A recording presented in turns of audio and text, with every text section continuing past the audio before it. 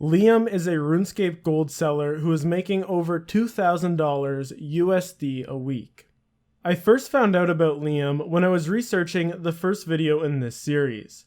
He was one of the gold buyers in the Bug Abuse Discord looking to purchase enormous amounts of gold to supply his business. And after the release of the RuneScape services video, Liam actually got in touch with me again, letting me know that he would be open to do an interview. Liam has been involved with many gold selling websites and he currently runs his own, along with being one of the biggest gold sellers on many notorious RuneScape black markets. This is perhaps the most interesting interview that I've ever done, so I think you guys are really going to enjoy it. And if you do, consider subscribing because I have many other topics like this planned for the future. Of course, my first question for Liam is how did he get into selling gold on RuneScape? And he told me that it really all started in 2011. He started peddling small amounts of gold here and there, and that continued on for a few years. However, in 2015, he had just finished his first year of university and he wanted to make some cash over the summer. He told me that he reached out to one of the friends he made through peddling gold, and his friend was actually the biggest Dutch RuneScape gold website owner. And he was hired on as a live support agent, and this is really important because it was his in to the world of selling RuneScape gold on a massive scale. It's where he learned the ropes of the business, and this was so instrumental because there's so many nuances to this business that you have to know, and you have to know really well to be able to make a profit at it. When it comes to RuneScape gold selling, you have to know how to keep accounts safe so they don't get banned, you have to know where to find gold, you have to know how to advertise your website, you have to know how to stay safe from people committing things like credit card fraud. The list goes on, and without this in, Liam probably would have never developed the gold website that he has now.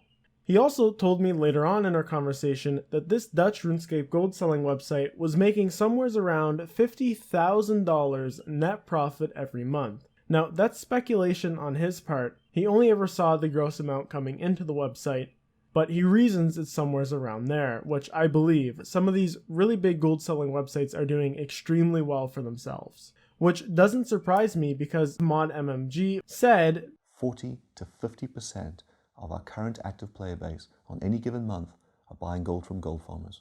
So that really equates to a massive amount of the player base. That's almost half, and with 80,000 people online at pretty much any given time, plus all the people who play the game actively but just aren't logged in, this is a massive market.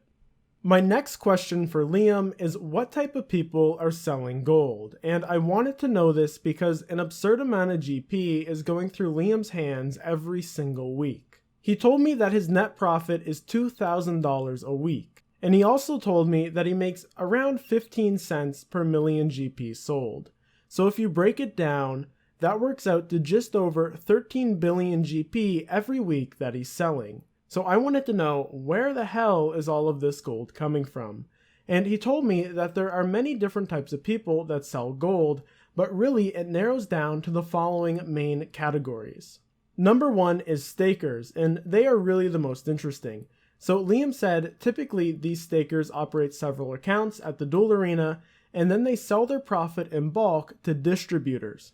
Now what a distributor does is they'll buy say 1 billion GP and then they'll go around to all the different gold selling websites and sell it for a little bit more. So they might buy the billion GP for 60 cents a mil and then sell it to different gold selling websites for 65 cents per mil, making them a profit of $50. Now, Liam told me this is extremely risky. Because they're holding all that gold at once, if they get banned, they're really shit out of luck. They've lost all their money and all that potential profit. But these distributors exist because gold selling websites are no longer willing to hold massive amounts of gold on their own accounts due to an increase in real-world trading bans. Instead, what happens is these gold selling websites will actually wait until the customer makes an order, and then they'll go to one of these distributors and they'll buy the amount of gold to fill that order. Sometimes they won't even put that gold on their own account first. Instead, they'll just have the distributor trade the customer. That way, the gold never actually touches any of their own account, meaning they don't have to put that risk of the account being banned and them losing out on the cost of the gold plus the potential profit. These companies, they're not farming gold themselves. They're intermediary brokers, we like to call them. They simply facilitate a transaction. It's actually a really smart thing for the gold selling website to do. They mitigated that risk that obviously was losing them a lot of profit. The second type of people selling gold is gold farmers. And Liam said that typically they use third-party botting software, but sometimes they're actually real people who have been hired from lesser developed countries to manually farm the gold. And this just blows my mind. I didn't think there was actually any shops left that had real people farming gold for RuneScape. Liam said that typically these countries are Venezuela, Pakistan, and China. Let me know what you think about that in the comment section below. He also said that there's normal players that sell gold because they're quitting or they just have a lot. And finally, there's power levelers and minigame service owners who are selling gold, like I talked about in the last video of this series. My next curiosity was the live support agents. All of the big gold selling websites have teams going 24 hours a day, 7 days a week.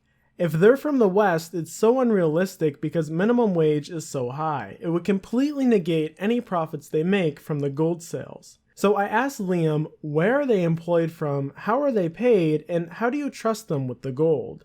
And what he told me is that a lot of the larger websites outsource their live support to teams located in either China or Pakistan.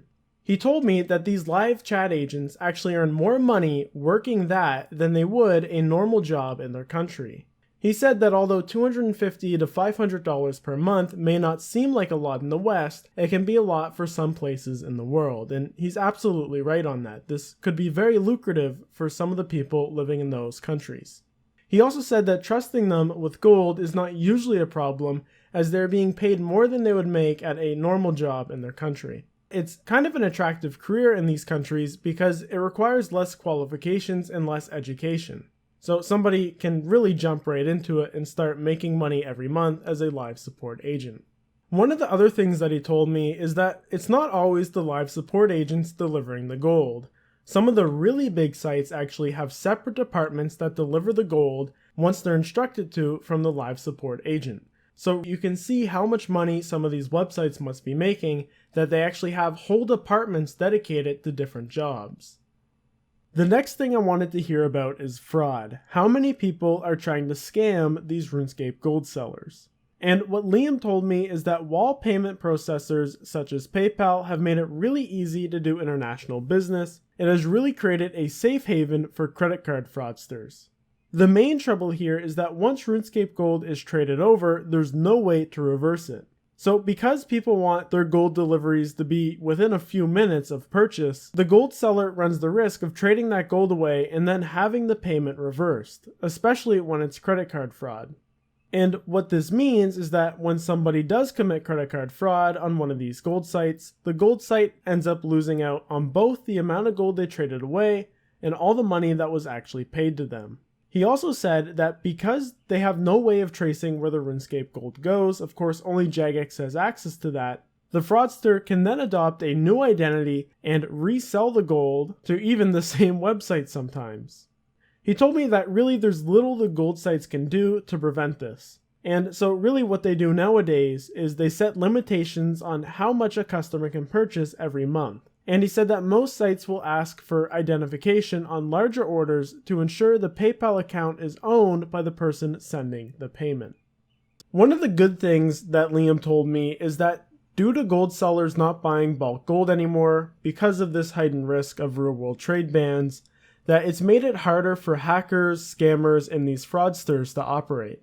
So these are the people that are committing account phishing, ratting people, going through old database leaks, and all that other nasty stuff to steal the valuables off your account for profit.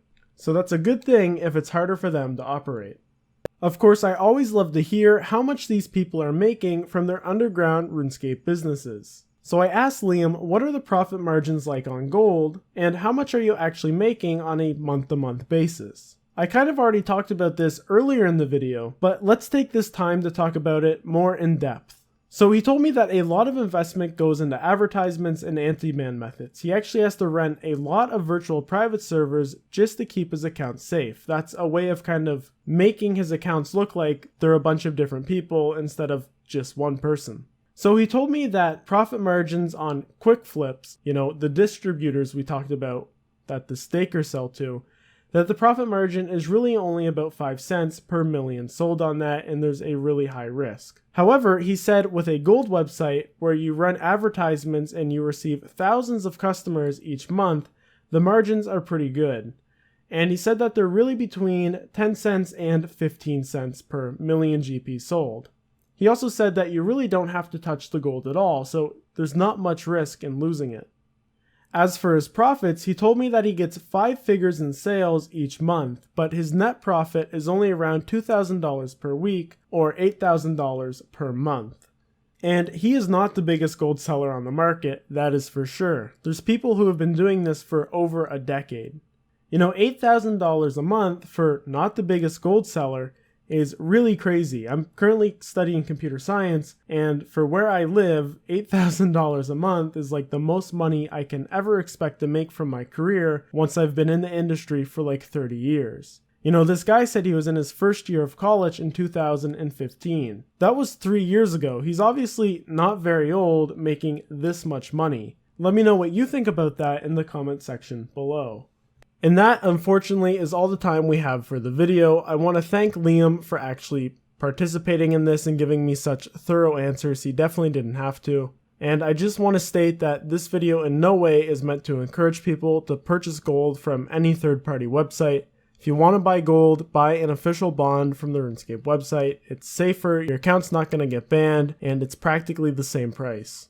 Along with that, I have plenty more of this series planned. If you enjoyed, consider subscribing, and until next time guys, love, peace, and chicken grease.